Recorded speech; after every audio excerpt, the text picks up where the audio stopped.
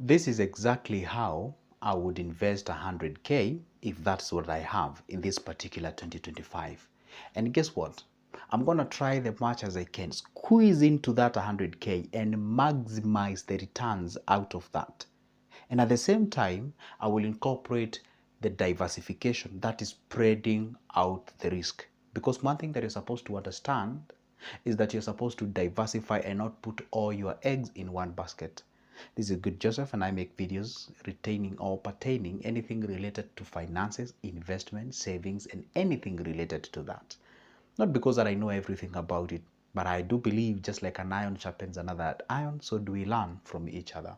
And if you're watching me for the first time, hey, come on, go ahead and consider subscribing. Why should you even do that? Because I upload a video each and every day about the same topic, giving you very simple but effective tips on how to invest.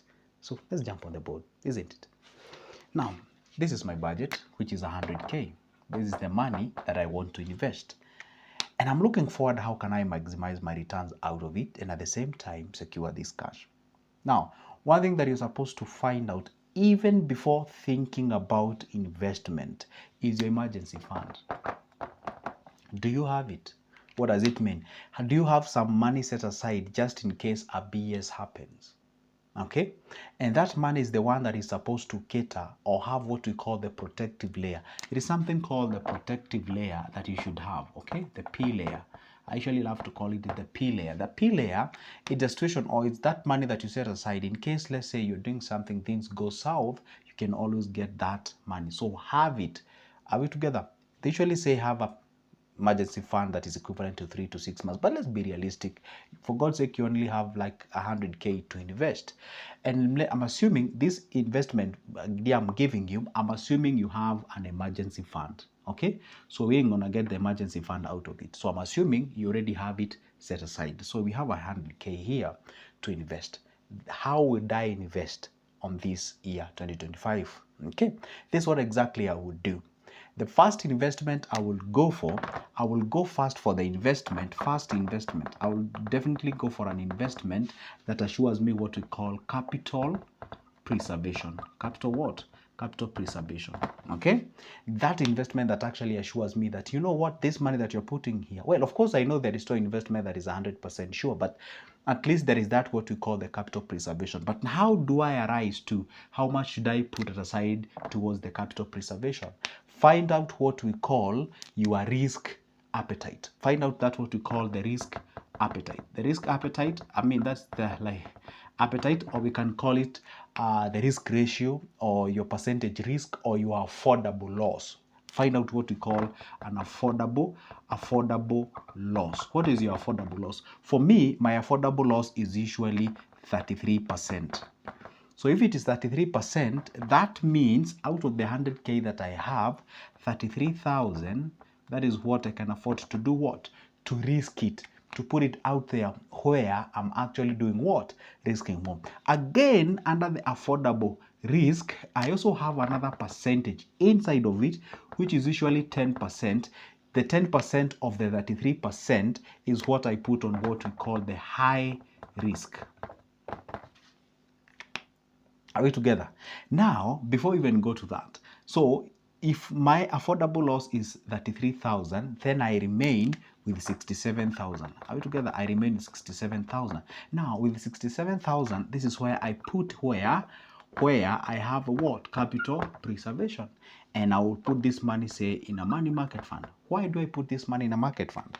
Personally, I love being liquid. Remember, MMF gives you that liquidity. You can access that money at any given moment. For me, I love being liquid because I love purchasing some things and liquidating them. I purchase something, I liquidate them, I make some cash, I put that money there. So I don't love to fix my money. I don't love to put my money where it's fixated. So I put that money in a money market fund. Now see, I've already secured 67,000 out of my 100K. So I'm remaining with 33,000 to play around with. And don't forget, within that amount of money, the 10% of which is 3,300, I put under what? A higher risk. But before we do that, so I deduct 3,300, so I remain with around, say, I remain with around, say, 29,700. That's what I remain with. So what do I do with this amount of money? I take percentage of it and put it in stocks. Again, stocks are not low risk. Stocks are actually moderate to high risk. So what I can do, I can divide this money into two. I can decide to buy two sets of stocks. One, I can decide to buy stocks, say, worth 20K. Stocks worth 20K. This is where I buy dividend stocks. And this is where I actually do some research and I buy shares that are actually stable, now not like fluctuating. And of course, these are not penny stocks. Okay, we said penny stocks are shares or stocks that you buy with a few coins, let's say from 1 to 10 shillings. Okay, so these shares, let's say for 20K, I buy some dividend stocks which are a bit stable. Then I remain with 9,700. Now this 9,700, I can decide to get this cash into something like penny stocks. This way I buy shares that don't cost quite a huge amount of money per stock or something of sort. Are we together? I can decide to put all of it into that, or I can decide to take this cash and put it in a fixed investment fund, or I can decide to invest this money. Let's say I do my research and then I realize then I think I need more expert on this. So I take the 9,000, I put it into something called equity fund. Equity fund is basically that money is directed toward purchase of shares and such. But personally, I love buying shares by myself when I do my own research. Now, guess what happens now? Let's say I take the 20,000, I buy the dividend stock. I take the 9,700, I buy the penny stocks. Remember, there is 3,300 remaining. I take this one because it's a high risk. Don't forget that I put this into crypto. In this 2025, I will definitely invest in crypto because of the way I'm seeing the market actually turning out to be. So when I go the crypto way, then I think and I believe that will be an amazing way to invest, because crypto, sure, I know it's a speculative industry. I know it's an area whereby, you know, most of the people are still skeptical, don't know what will happen and such kind of a thing. But I will test the waters. But you see, I'm testing the waters with only 3,300. If I was to calculate these percentages with regard to 100K, this is like 3.3%. Only 3.3% of my portfolio, I would put it into crypto. Reason why I'm not leaving this crypto aside is basically like I don't want to be this kind of a guy who, you know, one day people will be like, oh my goodness, you could have bought some, you know, the way Bitcoin left us, eh?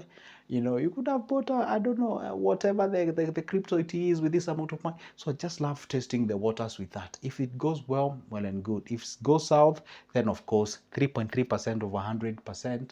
I mean, I don't think that is quite big. Of course, I'm not saying there is money that is worth to be lost, but at least that one you can be able to accommodate it and house it in a quite of a proper way. So anyway, you see what I've actually done? This one, whatever it has high risk, of course, has high returns. Of course, there is a crypto. You see, why am I even introducing crypto? I know you guys, you'll be like, what? But you've never talked about crypto. Sure, I've never talked about crypto that mostly. Why? Because again, it's still a speculative industry. Why definitely I will buy crypto? Well, after the new president that we have in the US, well, there's some, for those guys who do follow the crypto stories and crypto investments and what have you, it has actually shown some upward trajectory. And of course, I'm like, you know what? The next 4 years might be quite of a period where it's a crypto-friendly kind of government that there is there in the US. And of course, when the US coughs, everyone catches the cold. I mean, it's still arguably the superpower as we speak, not only militarily, but of course, economically. So whatever they say, you know, most of it actually plays quite a part. And I don't want you be a conspiratory on the comment section telling me, hey, there is a BRICS coming in and whatever. Sure, we can speculate that, but for now, that's what we have on the table. Anyway, that's why I would that's why I would put that cash out there. So anyway, that's my thing how I would invest this. And then by the way, don't forget, some of you will be like, you know what, I will start clothing, I will start this business. I did not talk about business. I talked about investment. Those are two different things. Some people will actually take this cash and go do the business and start their own business where they understand. And let's say you have a business that is existing, that has been tested by times, and you can actually take this money and plow it back there for you to earn more. If that will work for you, go ahead and do that. Because I had one client whom I told, like, if you throw in 1 million somewhere in an investment, will give you approximately 10,000. I was like, no, no, no, no, I won't put my 1 million somewhere, get 10,000 in a month. He was like, you know what, I would rather take my 1 million and do something in business, and I'm pretty sure I can earn more. See, you cannot compare apples with oranges. You compare apples with apples, oranges with oranges, and such kind of a thing. So it's good when you understand. I basically talked about investment and not business. Basically, where the money works for you, not you working for the money. So when you understand those two concepts, then you can be able to make a judgment that is actually an informed one. So if you have any question on the comment section, or probably would like to have a discussion with me regarding investments and such kind of a thing, hey, do not hesitate to shoot me a call. My number is always on the description of this specific video, and we can talk something about this investment. And by the way, don't forget this emergency fund, very vital. Don't get into an investment if you do not have this put aside, especially when you're starting a business.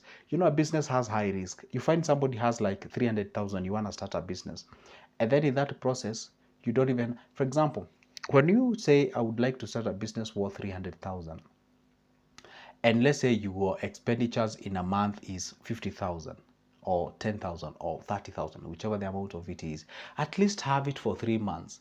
You have some cash set aside that can cater for 1 month, or rather 3 months. If it is 50, have 150 somewhere, such that you find people starting a business today, and they want to rely on that business. Like next week, they want to rely on that business feeding them. You eat from that business, because this is barely a business that is actually started.